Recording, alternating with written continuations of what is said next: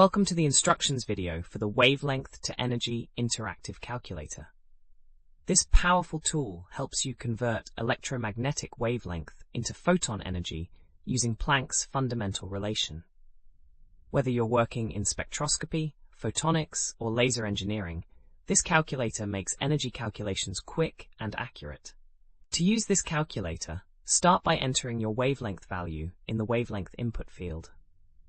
You can select your preferred unit from the drop-down menu, choosing from meters, nanometers, micrometers, or angstroms depending on your application.